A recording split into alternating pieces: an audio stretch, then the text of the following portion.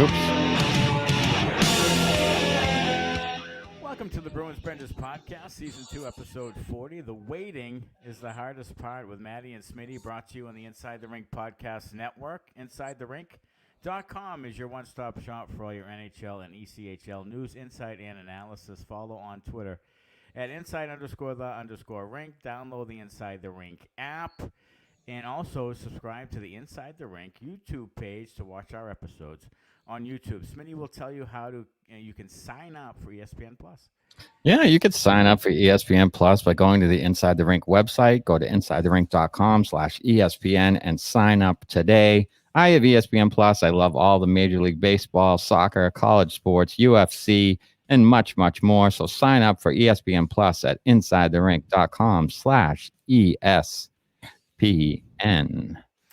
And taking a look at the Bruins salary cap situation this year, and I saw on I guess it's Bruins Space on Twitter had the new sort of cap predictions for them.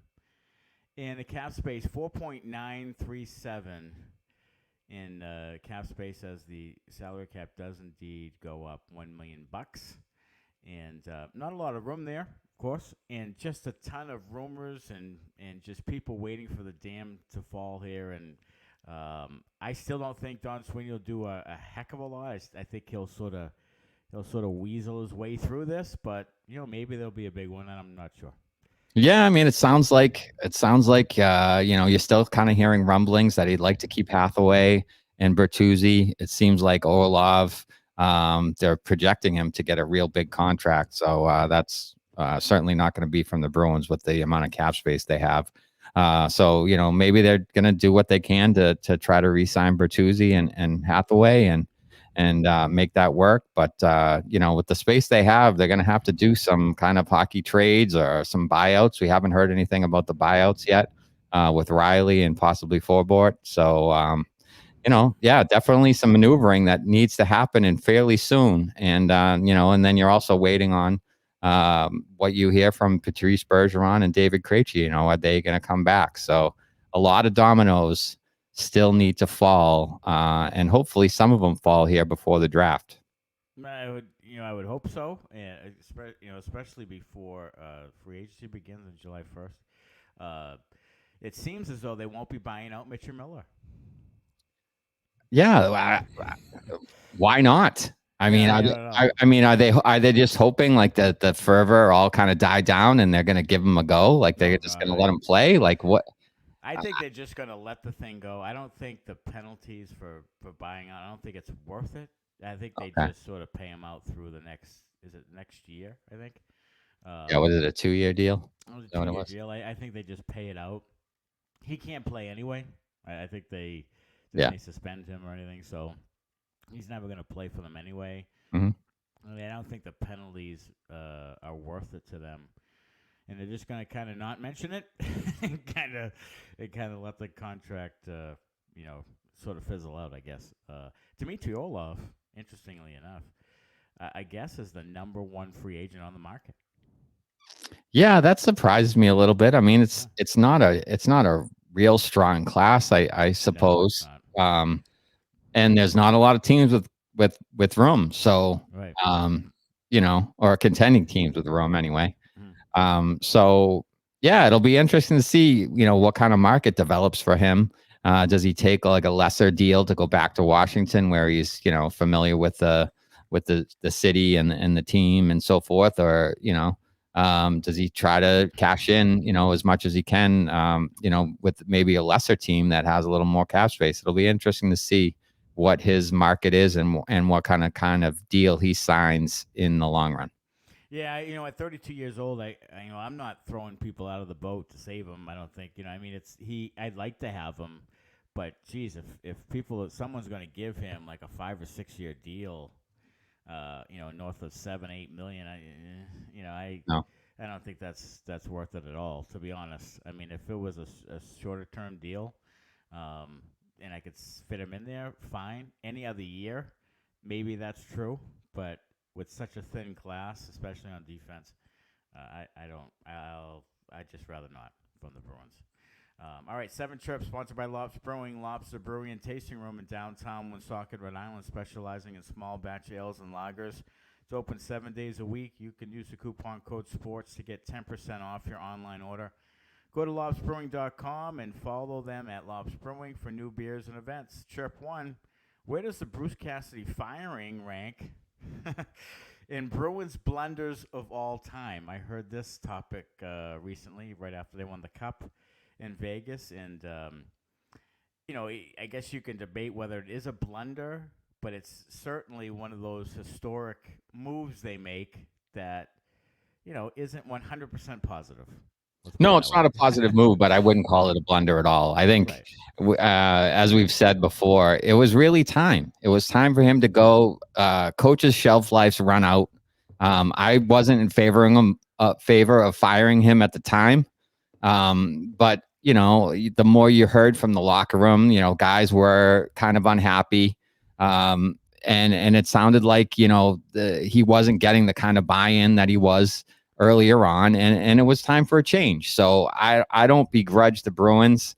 I probably wouldn't have done it at that time. I probably would have given him at least one more year to see what he could have done with the type of talent they had. But then, do you have the same team? If Cassidy is still there, and I don't think you do. I don't know if Krejci comes back. DeBrusk is still wanting out at that point. So, do guys have the same type of seasons they do under Cassidy? Probably not. So, at the time, I don't think it's really a blunder. I wouldn't call it that. I would just call it, kind of a change of scenery that worked out, really well for Bruce and Vegas, obviously. But the Bruins had a historic regular season, so you can't really call it, a lose on their part, even though they didn't have the playoff success that everybody wanted them to. Yeah, I don't think they have nearly as good a regular season, but I think they have a longer run of the playoffs. Probably true. Probably. But you're right. I don't think the roster's the same. If you just dropped him into the playoffs, I think they win the first round. Mm-hmm. But that's not going to happen. You can't have it both ways. So Right. I get that, and I guess the reports are that Patrice Bergeron, who did he tell Mark Stone that you're going to win the cup if you get Cassidy? Yeah. And sure as hell, Patrice Nostradamus hit that one on the head. So there goes your people who thought that Bergeron didn't like him and pushed him out. Mm-hmm. So there goes that theory when he thought that highly enough of Cassidy to say that they're going to win the cup with him. It just worked out for Bruce, worked out for Vegas. It was the right spot for him there, wrong spot for him here. And yeah, that's just like I said, it was time for a change. It was time for a change for everybody. So, and it ended up working out really well for Vegas and Bruce. Good for him. Yeah, good for Happy him. for him. All right, Chirp 2, Oliver Ekman-Larsson, bought out by Vancouver. Again, his name is linked to the Bruins, as it has been, it seems, the last 2, 3, 4 years, particularly when he was traded from Arizona to Vancouver. The Bruins were in that mix, and he wanted to go to Boston or Vancouver. Yes or no on OEL now at short money?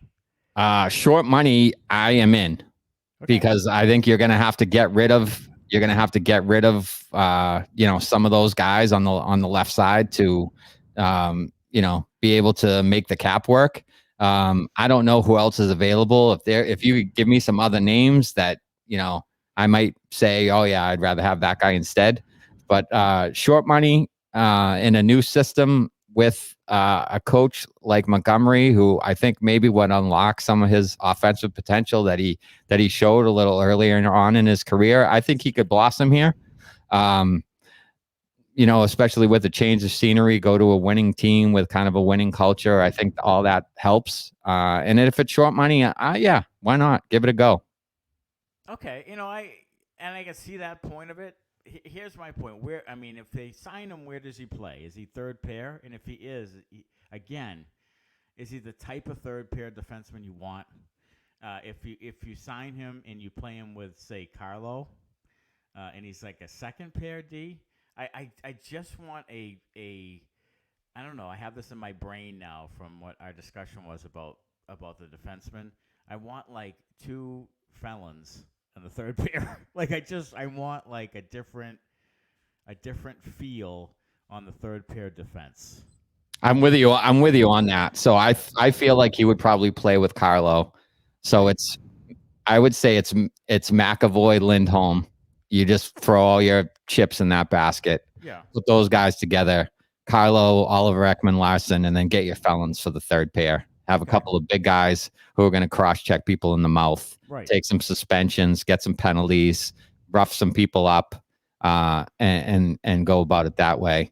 But you still have Jakob Zaboral kicking around, so he'll probably be in there someplace. So maybe Ekman Larson isn't the right fit. Maybe it's a Luke Shen or a Brent type of guy, somebody like that is more of a bruiser back there that you could get kind of a veteran short money guy, with a little more physicality. Yeah, I mean, if it's a minimum, like a close to minimum, if it's like a really like low cost deal with him, and he is kind of like a replacement for Grizzly kind of thing, then yeah, I'd be on board with that. I mean, I'd be on board with that. Um, I just I don't love him like on the third pair. I want your defense to be a little different. Yeah, I'm with you. But I could see having him in there. And I think if Saboro is your seventh defenseman again, I think that's great. I think that's great. So Maybe Zaboral plays offside on the right on the third pair, and yeah, then you maybe. and then And you then find then somebody else that plays on the hammerhead on left. I right. mean, who knows? But yeah, I mean, Yeah. Okay. because Clifton's going to sign a bigger contract Oh, somewhere he else. is. Yeah, I don't think Clifton's back at all. All right, Chirp 3. Would the Bruins have beaten Vegas? No, I don't think so either. I really don't. Like, if people are saying, boy, if they got there, I think Vegas would have beaten them. I think Vegas would have beaten them because Vegas was playing really well. Their goaltending was playing well, and their defensive is big and physical. And they stood up to Florida's physicality fine. They handled it fine. And the Bruins just didn't. And their defense is all 6'1" or bigger, and could handle it. And they have some big puck movers back there.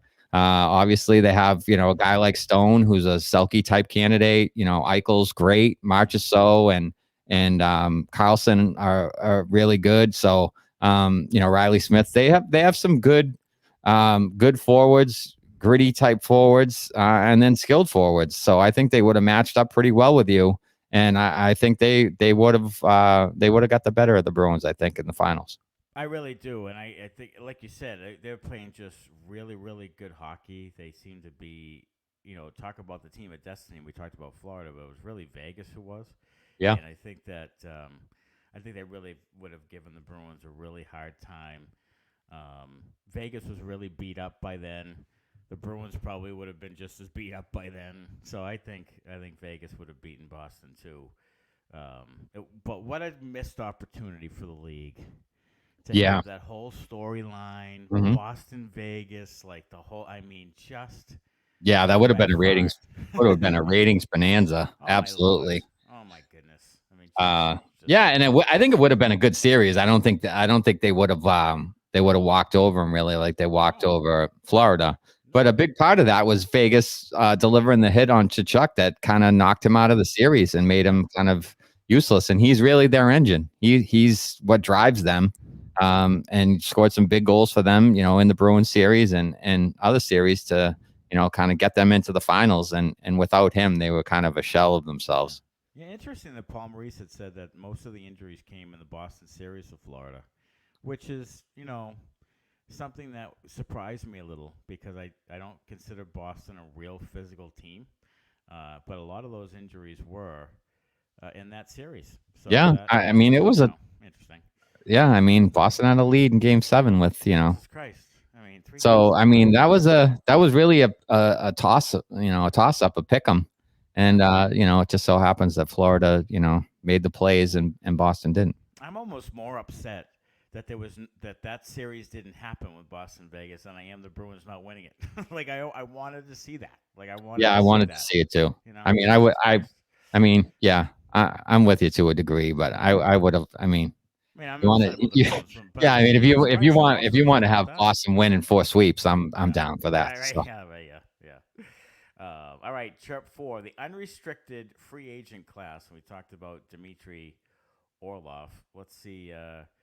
I don't know. Let's just throw some guys out. What about Ryan O'Reilly, unrestricted free agent with Toronto? Was sent over there. Really thought that was the final piece for them. Um, that's not Yeah, a I mean, bad Bruins option. it's not a bad option. Right. He's a good middle six forward Yeah. and is sound defensively. So I think he would fit there. And if you put him with good players, I think he would produce still. He's getting towards the end. He might be a little cashed, but he's a bigger guy. He's a left shot, which I don't think they have a lot of those. No, I don't think they do. Um, so yeah, I mean, that's an option, but I mean, he made pretty good money last year. So Yeah. you're talking about him having to take a substantial pay cut Yeah. to play for the Bruins. If he's going to do that, does he just stay in Toronto where he's already had a little bit of success and is familiar with the team and the city. Right. How about this? We've talked about this, before ad nauseum, but how about Milan Lucic again? I would do Lucic again, but it has to be a veteran minimum. I'm not Yeah. giving him $1 million. Right. I'm not giving him $1 million. No. But then the same thing is like if you want to re-sign Hathaway, I would rather have Hathaway than Lucic. Yeah. I would. At this point, I would. At this Um, point, I would. I think he's more impactful to the game. I think he's faster. He'll hit and stuff, which Luch will do, and Luch will fight. Hathaway's not as much of a fighter. He's more of a middleweight, I would say. Lucic is more of a heavyweight. Would Lucic deter guys from taking runs at you? Yeah, I know. Maybe when he's on the ice, but Right. how much ice time is he going to get? If he's a fourth line guy and he's out there, 7 minutes, yeah. So after somebody gets knocked out of the game, then you throw him out there and you beat the bag out of him. Great. Right. Your guy's still out of the game. So I don't know how much the enforcers are a deterrent as much as they used to be in the league because the league's trying to get fighting out. So, they're not going to let you scrap. They're going to give you an instigator. There's all these kind of rules in place now. You'll get a misconduct so that's kind of not the way the game really is trending. So, the league may have passed them by there a little bit. So I feel like, if you're going to spend a little bit of money on a veteran guy, I would rather keep Hathaway than re-sign Milan. And here's one last guy unrestricted that I'm always kind of intrigued with, and that's Alex Killorn. Like, he's 34, but Jesus, he had 64 points. He's a plus 18 last year. Like, he's big, Harvard boy. Like, I that's not a bad look. I don't know if all these unrestricted free agents. There's not a lot of money out there. There isn't. There just isn't. So you might have a guy like somebody like Killorn or Jordan Stahl or some guy just out there with no place to go, like because there's just no money to be had. Yeah. And you could maybe fill in a year with or year or two, or get someone on a 1-year deal just to get you to next year, where you have all sorts of. We have, very few unrestricted free agents on your own roster and some more money to play with. Like, Jesus, like, I wouldn't mind Killorn on the team. I wouldn't mind Killorn at all. I've always liked him because he's a pain in the ass to play against, and he seems to score, pretty big goals. Yeah. He scores, goals in the playoffs when you need guys like that to score goals. How about this one? Would you, after all the shit talk we've talked about him, would you take Radko Gudas on your third pair? You know what? At minimum, yes. I would too, because he's just the kind of asshole I think they need. Right.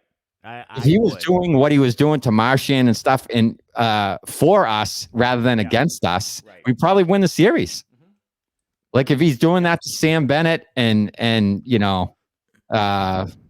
Sam Reinhart, if he's doing it to those guys rather than Brad Marchand and David Pastrnak, we probably win the series. I probably would, and I'm going to say this. He sucks. He does. He's terrible. But I still would do it just because of what we talked about. Like, I need an image change on the defensive core. Like, I need someone installed in there who's just an a-hole. Like, just like a cross the line kind of guy. That's what I'm talking about. Yeah. Like, give me a guy like that. Give me a Radko Gudas type. Yeah. on the back end. That's what I want. I'm totally with you on that one. Okay. What do you think? So, Chirp 5 is restricted free agent class. There are some buyout potential. Let's start with Blake Wheeler, who should be, if there's no trade found, Yeah. at 8.25 for the last year. He should be bought out. Mm-hmm. Saves the Jets about 5.5. Mm-hmm. Becomes a free agent. Obviously, wouldn't need the money per se. Former Bruin, right winger, 16 goals last year. What are your thoughts on Wheeler? I mean, I've always kind of liked him. I thought early on he was a little bit soft, and he still might be a little soft. Yeah. But he's a bigger body and he has talent. So if you put him in the top 6 somewhere, he's a talented guy. I feel like he could blossom here with some of the with some of the playmaking guys that Bruins have. So I'd be fine with them bringing him in, but again, it's got to be at the right price. He made whatever, 8-ish or whatever it was. He to come here, he'd have to take half that, if that.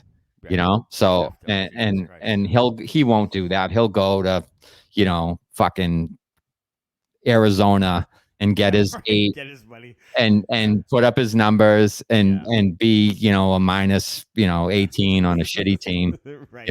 Playing in Take front his of money college and run. kids Yeah. and banging some co-eds from Arizona State or something. And they'll get to the salary floor with Right. Blake Wheeler. Yeah. Yeah.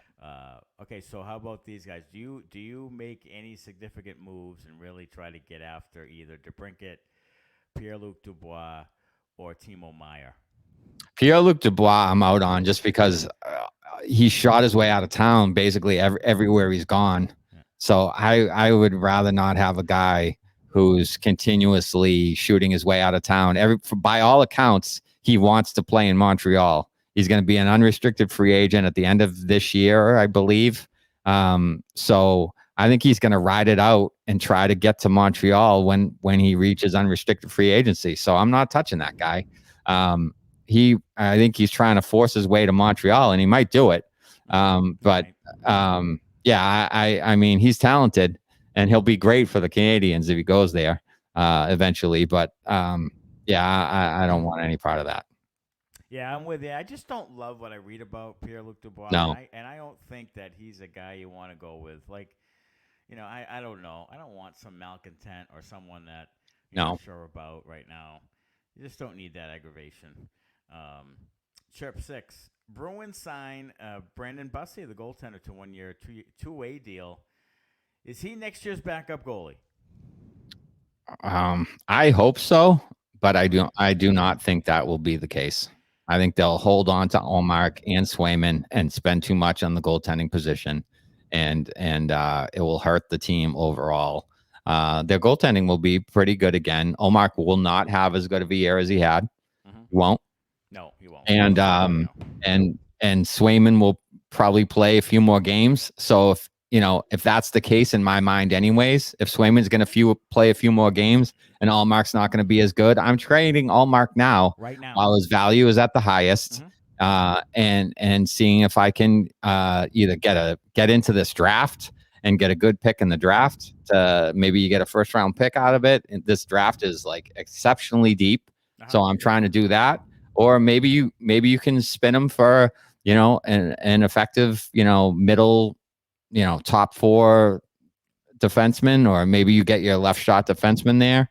But make some kind of a hockey trade for him, clear a little money, and be able to shore up your back end a little bit. Yeah, I mean, to me, this is, and I know there's some no movement restrictions and so forth, but this to me is a strike while the iron is hot, like you ever read about. Like, this is, he's 29 years old. Yeah, the best season of his life, which you said will never happen again. You do it right now and sell high right this very second. Like, you don't go into next year with your cap restrictions at, $8 million in goaltenders. I mean, that's just no, I don't want to do that at all. And you have Brandon Bussey, who's more than capable of playing 25 games in NHL, I think. So, it's not going to be $8 million, by the way. It's going to be $9 million. Yeah, it's going to be $9 million. Yeah, Swayman's going to sign for 4. It's not going to be 3. It's going to be 3.5. It's going to be 3.5 or 4. So it's going to be 8.5 or 9, which is too much to pay for your goaltending position. Yeah, it is. Like, what do we do? Like, it's not the days of Henrik Lundqvist and those guys who are getting $9-10 million a year. Those days are gone. That's not the way it is. The other thing you just saw in these playoffs, Bobrovsky and Aiden Hill, two guys who were off the map. Yeah. Off the map. Like, and all of a sudden they come in, get hot as hell, and they're in the Stanley Cup Finals. Alex Lyon was playing in the Stanley Cup playoffs. Like, I mean, you have to question, the big money goaltender theory. You have to, because, Hank Lundqvist never won one. Like, you know what I mean? Like, you have to question how much you really want to invest in goaltenders. Do you want to spend 7, 8? Do you want to have another Tuukka Rask $7 million goaltender? Do you need that? Unless you get a guy who is elite and consistently elite, it's not worth the money. Like Vasilevsky, sure, he's worth the money. He's consistently a top, 1 to 3 to 5 goalie in the league. Right. Every single year he's there, and he plays a shit ton of games, and he's always there at the top. Unless you're getting one of those guys, it's not worth it. It just isn't. It's just not. And Ullmark is not one of those guys, and Swayman's not one of those guys. No. Maybe Swayman grows into that. Probably not, but maybe. And if he does, fantastic. You have a number one. But you have to strike, like you said, while the iron is hot now. You're never going to have a better chance to trade the guy than you will right now. And you're never going to get more for him than you would get right now. I mean, you see these articles out there. Inside the Rink wrote one about the Detroit Red Wings need a goaltender. Well, here's the Linus Ullmark. What will you give him for us? Right. Here you go. Yeah. I mean, my God. Like, so and how about this? Jeremy Swayman becomes your starter. Mm-hmm. And now Ullmark's your backup per se. Right. Are you going to try to trade him next offseason? Right. There's a possibility that happens. Yeah. Yes, of course. If Ullmark doesn't have as good of a season and Swayman's playing well, you might end up seeing that where Swayman gets the majority of the games, and now you have Ullmark at $5 million, and you're like, well, now what are you going to trade him for, like a fifth or somebody? I mean, so now's the time. My concern about Sweeney. He's been terrific with his trades. Like, he's just been. You can count so many really good trades where literally slam dunk Bruins wins in the trades. But he doesn't feel comfortable or hasn't done it or isn't willing to have that hockey trade where he's going to give up something to get something, and there's a risk reward in there. Like, he doesn't typically do that, which right now needs to be done. Like, it does need to be done. I would say, and it was recent, so maybe there's a little bit of kind of he's growing into that a little bit. But I would say that the trade last year for Zacha with Holla is a little bit that was kind of a hockey trade. To that. Yeah, closest to it. Example. I mean, Holla was a little bit older and was coming off a really good year for the Bruins, and they kind of bought low on Zacha because he had kind of a down year. So that's probably the closest you can get to that. Right. So maybe there's a hint of Sweeney being able to say, oh yeah, let's sell high while we have the chance, and maybe we can turn this into something pretty good, like Zacha was. Yeah, and so that's the hope anyway. Here. Yeah, that's what I'm looking for here. And Hall had a good year for the Devils. Like, he did. It was a fine trade, but good for both teams, I think. Hall's a UFA now too. Yeah, Hall. Yeah. Bring him back. He is. Bring him back. Short deal. Short money. Short thing. Yeah. Yeah. Absolutely. All right, and then chirp number 7, Hall of Fame. Well, chirp number 6 was a Brandon Bussey thing that we never even talked about Bussey. So yeah, Bussey, really good prospect. Had a great year with Providence, and I'm ready to have him take some sort of ownership and role in on the Bruins roster. Yeah, I mean that's what this basically all that goalie talk we just had boiled down to is we want to see Bussey as the backup on the Bruins, and we want to see Allmark traded so that we can, the Bruins can clear a little cap space to be able to sign maybe a Bertuzzi or somebody, and Sure. maybe you get something pretty good in return. Yeah, absolutely. Chirp number 7, Hall of Fame eligible players, and who should have gotten in. So Henrik Lundqvist, Tom Barrasso finally gets in, Mm-hmm. Pierre Turgeon, Mike Vernon, and then Ken Hitchcock and Pierre Lacroix, Caroline Ouellette. No Alexander Mogilny in The joke. that group, and I just don't know. He's got pictures of someone or something's going on. The Russian thing has got to be. I guess They got to be holding it against them I somehow, guess. I mean, some way. my goodness. I mean, he's had too many really good seasons to not be in the Hall of Fame. He just has. Right. He just has. I mean, if you score 70 freaking goals in this league, like, and I don't know how many he had for his career, but he had a really good career, like over 1,000 points, like a really good career. He had 70. I want to say it was 70 more points than Paul Correa. Yeah, I mean, he should be. I mean, he 100% should be in the Hall of Fame, and it should have happened already. It shouldn't have taken this long. And I also feel like Henrik Zetterberg should be in too. I do too. I think Zetterberg is kind of a Patrice Bergeron kind of pick there, and he's a long-time Red Wing, same kind of thing, highly respected, cup winner, multiple cup, whatever. Yep. Like, really, really good.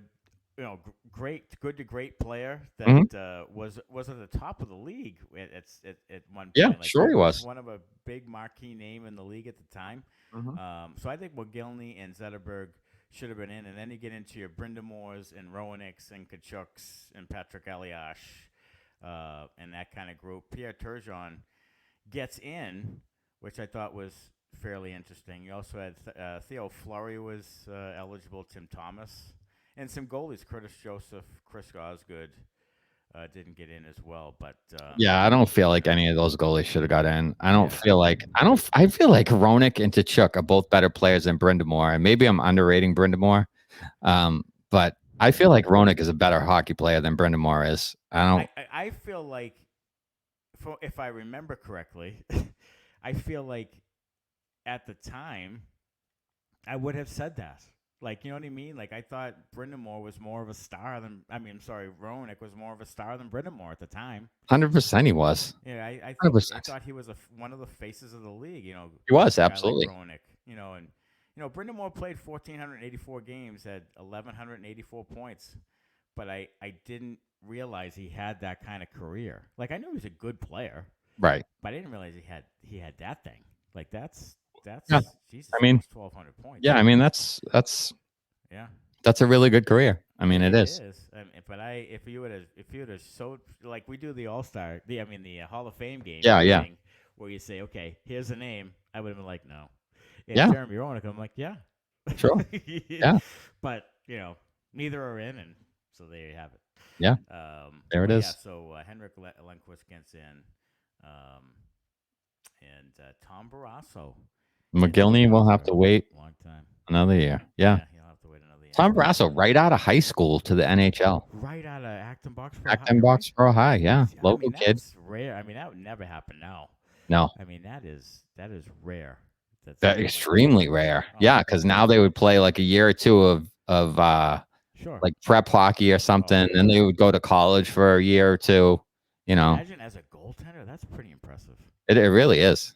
I mean, Spencer Knight probably is like the closest to that because he played 1 year at BC, I believe, after playing for the national development team, and then 1 year at BC, and then turned pro. So he was probably 20 years old, I think, when he turned pro. I mean, I know it was prep, but Ricky DiPietro at Belmont Hill, right? But I'm not sure how old he was when he came in the league, but to be 18 or whatever. Yeah, it's crazy. Really is. Unbelievable. So congrats to those guys. DraftKings Sportsbook, Boston's hometown sportsbook, is live right here in Massachusetts. Bet local on all your favorite sports from the comfort of your own home. With DraftKings, to celebrate, all new customers will receive up to $200 in bonus bets when you sign up for DraftKings Sportsbook using code ITR. You can now bet local on money line, spreads, props, and more with one of America's top-rated sportsbooks, DraftKings Sportsbook. Download the DraftKings Sportsbook app. Sign up with the code ITR to get up to $200 in bonus bets to use now that mobile sports betting is live in Massachusetts. That's code ITR only at DraftKings Sportsbook. If you or a loved one is experiencing problems with gambling, call 800-327-5050 or visit helplinema.org to speak with a trained specialist, free and confidentially 24/7. Must be 21 plus, physically present in Mass. Eligibility restrictions apply, subject to regulatory licensing requirements. Eligibility and deposit restrictions apply. Opt-in required. Bonus issues as free bets. Terms at DraftKings.com/MA. So we go on now to Benders in the News, our new segment that we talk about some of the benders in the news, not necessarily hockey, but just in the world that is ours right now. And first guy, how about this? Man fakes his death to show up at his own funeral and show kids how to appreciate people when they are alive. That's hilarious. That's a real lesson, kids. Yeah, it's a dad lesson. Yeah, it is, isn't it? He's like all these kids like giving me shit all the time. I'm gonna pretend I'm dead, and then they're gonna be out there and be like, see what happens. I'm cutting the lawn out there. Nobody gives a rat's ass. I'm sweating my balls off outside. No. Nobody cares. Nobody cares About him. So he faked his own death. Yeah. Made his kids cry, and then whoops, here I am. Everything's fine. You little assholes have been taking money out of my wallet. It's just. You don't even notice I'm here. Yeah. Your mom's the friggin' boss of the house, and I'm just this asshole over here, the maintenance guy. The friggin' bank, the ATM dude. Mm-hmm. And he just decides, you know what? Let's just fake the death and show up. That I'll tell you, on the level of traumatic, that's up there. Yeah, when all of a sudden your dad pops up and is like, "Fuck you guys." You know what I mean? Can you imagine? He's just lying there in the coffin, open casket, and his kids walk up and he's just like, "Boo!" Yeah. Scare the fuck out. I'm alive. Yeah. Assholes, ungrateful assholes. I'm alive. Homework. Jesus. All right. How about a woman purchased 3 economy seats on a plane intending to wrap them in plastic wrap for a makeshift first class experience? Did you see the video of this? It's absolutely priceless. Oh my God. She's like wrapping like saran wrap around the seats of the people in the row in front of her. Yeah. Like if I'm one of those people, I'm like, bitch, get off my seat. Yeah. Don't touch me. Don't touch my seat. You couldn't put plastic wrap around my seat. No. What's she making like a little? You know what you should do? You should put plastic wrap around yourself and suffocate yourself, right. So that no one else has to deal with you. It's like a first class cocoon. Yeah. Up in the. Oh my God. Like people are whacked. Like people are crazy. On planes, like planes seems to be where people just do stupid shit. They get claustrophobic. They're trapped in there with everybody else's breath. Nobody wants to be there. People are farting, like coughing. Everybody's going crazy. Nobody likes any of it. And then you got the air sickness person. They're throwing up. You got somebody over here who's had like 4,000 Bloody Marys by the time the plane's taken off. You got somebody over here that's had like 35 Ambien because they can't handle being on a plane, so they're knocked out. And then the plane lands and they're still asleep because they can't deal with it all. Yeah. It's an absolute shit show. It really, really is.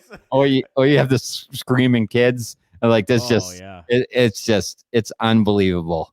Really is. I saw a guy tweeted out or whatever that was going viral that was next to a woman who had a pit bull and was vaping on the right next to them. Like a 50-pound pit bull, like at her feet. Like, I mean, what are we doing? Like, what are we doing? What?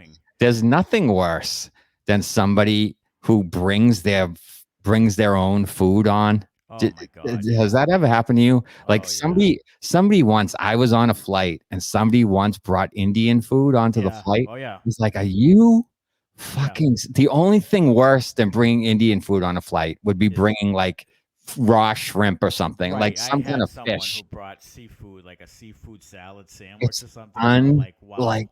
I'm gonna smell Wow. that for You got 4 hours. Yeah, I'm trapped. Like we're trapped in a fucking tube, dude. Yeah, right, And you're right. over here eating curry things. You're gonna shit Oh, your pants in 20 minutes. Like, Jesus. come on. Oh my God. Like that should be outlawed. If you're It gonna should be. bring food, bring like a peanut butter and jelly or something for Yeah, crying out you loud. shouldn't be allowed unless you have like some sort of like real medical issue that's like thought about ahead of time. You should not be able to bring in any fucking thing. Somebody like if I'm one of those stewardesses and I see that person coming with their little styrofoam container, they get to the door of the plane, I slap that right out of their hands. I'm like, no way. That's no way that's getting on this flight. No fucking chance. No chance. No chance. Oh God, it's just wow. How about this one? Over 120 New Yorkers have tried to hire a hitman through a parody site, rentahitman.com.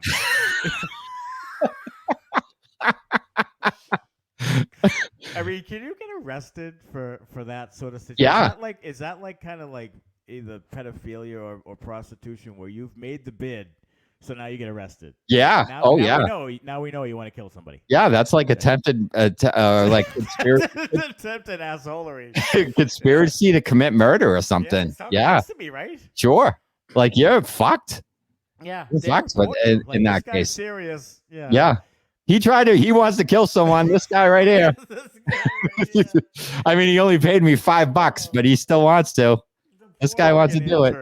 Intern, like collecting the emails and the friggin', this guy's really serious. Yeah. Is that something you could throw up on eBay? You're like, I'll kill somebody for you. We'll start the bid at $1.99. Yeah, $1.99. Yeah, I don't know if I've been. Jesus, I've been divorced twice and whatever. I've never been that deranged of an individual to even consider not only myself but hiring somebody else. Like I just what would matter to you that much? Like honestly, to have somebody else offed. I mean, I guess it's huge amounts of money you don't want to lose or what have you. I don't know, but it's just. Well, I mean, 120 New York. All those people aren't rich. It's probably other things. It's like. They snore too loud, or they stole my CDs, or I don't like the books they read. They grind their teeth at night. They fart in my face in my sleep, or something. I don't know. They plastic wrap my they plastic wrap the chairs around them. They bring Indian food onto airplanes. I mean, there's all kinds of reasons why you want to kill somebody. I might look into it. Yeah. All right. And finally, a fan threw a phone at Baby Rexha at her concert, and she received 3 stitches. His reasoning: hey, thought it would be funny at the end of the show. Thought it would be funny. This generation of assholes that are coming. Oh man! I just have no concept of anything. Nicholas Malvagna just thought he'd throw his phone at Baby Rex's head because it's funny. He thought it would be funny. Tell you what, Nicholas does not have a good sense of humor because he doesn't know what's funny and what isn't funny. No. That's not funny, and I'm sure Baby Rexa didn't think it was funny, and I'm sure her security personnel did not think it was funny.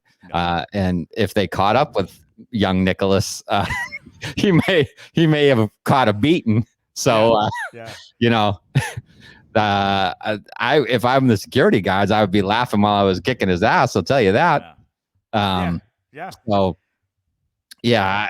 people are just that's part of the reason we do this segment is because people are just wild. They're just it's outlandish what normal people will do in the course of a regular day. They're like, tonight I'm going to a concert. I'm going to throw the phone at Dave Matthews or right.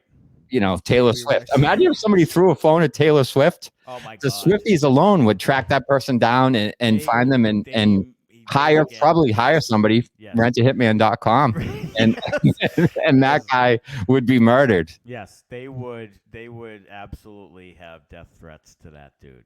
Yeah. Without a doubt. No doubt. Nicholas Malvagna. don't allow him at concerts anywhere near you.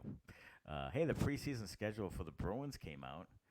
How's this? They play was it 7 games? I think they Yeah. play 7 or 8 games. Yeah, I think so. Something like that. And the first matchup is September, right? Sure. I think so. Yeah, right around there. So they play 7 or 8 preseason games, and that's going to be coming around the corner here pretty soon. God knows who'll be on the team, but that's definitely coming up. June 20th. Yeah, so the first game is Sunday, September 24th at TD Garden against the Rangers at 5:00. Then they play Tuesday, September 26th at KeyBank Center in Buffalo. Friday, September 29th, back at TD Garden against the Flyers. Monday, October 2nd, my wedding anniversary at the Wells Fargo Center in Philadelphia. Tuesday, October 3rd, so back-to-backs. They go back to TD Garden and play the Caps. And then they finished up the preseason scheduled Thursday, October 5th at Madison Square Garden against the Rangers. So, keeping it local. But, so some good matchups against some decent teams. So it'll be interesting to see, what the Bruins roster looks like at that point. It absolutely is. And I guess today or just yesterday, Trevor Kuntar is going to be at development camp this year, but he has an some kind of some surgery. Yeah. From the BC season, but he had a good season. And BC, I'll tell you, they're going to be friggin' loaded this year. They got the Will Smith kid, the Ryan Leonard kid. They've got who's the other kid? Perot. Yeah, Perot. Yeah. They're all going there. There's a couple of defensemen that are going there that are draft eligible. They're going to be loaded with some young talent. And BU was good last year, so they'll be good again. Northeastern's always good. UConn has a draft eligible kid in Matthew Wood, I believe is his name. Yeah, Wood. Yeah.